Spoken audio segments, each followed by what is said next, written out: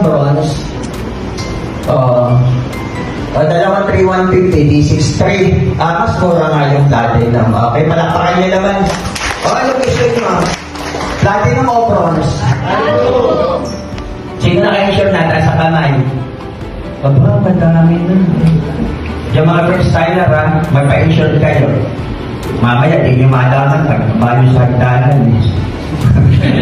Lalo na pag hindi nag-join, minsan tinitisyon nung nag-ibig. Loko lang po yun Mamaya, makakita nyo pa kung gano'n na kaganda. Kaya, so ito yung mga major clients natin sa OBI. Kaya hindi mo ito pwedeng pagdudahan. Kilala mo ba ang SM?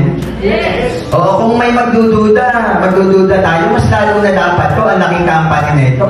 Ito po ang gamit nito, yung insurance natin. Palakpakan nyo naman. PLDT. Diba? Philinvest, kilala? Yes. Toyota. Maaari nga, kayo kumuha ng sasakyan eh. Hanjin, ito yung naggagawa ng LRT. China State Construction Engineering, Solar Philippines, Maynilad, Manila Electric Company. Yung maningil ng kuryente, DNCI Project. So, yan po yung mga client natin. So, ibig sabihin, ang client na, ang insurance natin, pinagtiwalaan ng malalaking company. Okay, palakpakan nyo naman. Ayan. So, ito mga mga reimbursement. Ito, nakagat ng aso. Tingnan nyo, 17,000. Ako may in-approval akong claim ngayon. 17,000 din, kagat ng aso din. Ang laki din pala, no? Magkano ibinayad mo? 4,700 lang naman. So, eto naman, nagmumotor. Na-aksidente, 160,000 yung na-claim. Pag nagmumotor po, dapat may helmet, ha? Tsaka hindi lasing at hindi nakatrucks. Pagka vehicular accident, dapat may mga lisensya din kayo. Kasi, hindi po kayo bibigyan pag nag-violate kayo ng batas. Malinaw po? Yes. Okay, tapos eto naman, ito social. Sa abroad pa, nagpatapilok, ha? Pwede naman dito sa Burgundy na lang, ha? 12,000 claim. Okay? So, ayan, ha? Ito ako na to. Ayan, yung mga claim ko. At ito na yung naputulan ng daliri ko. Tingnan nyo, bawas, Yan, may tapal, Alam niyo yung parte ng katawan pala natin, pag naputol, ilagay mo agad sa yelo.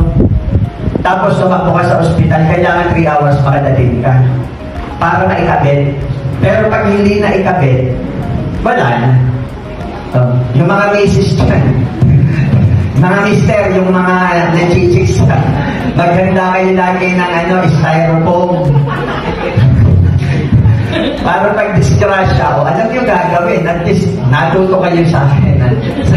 So yan, sabi niya, salamat Kuya Angel. Ilalap ko na lang, ha?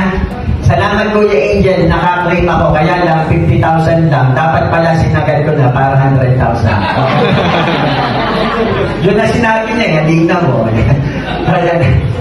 Tapos eto pa. Eto naman nakagat ng asong may rabies. May video ba ako na ito atin yung diyan? Ayan, pakiplay. O, ilalap ko na rin. Ayan. Okay, papasalamat din po yan eh. Pero ako muna nagsalita. Sabi ko, dapat nilakihan mo para malakihan na claim mo. Salamat Kuya Angel, nakagat po ako ng aso ko dun.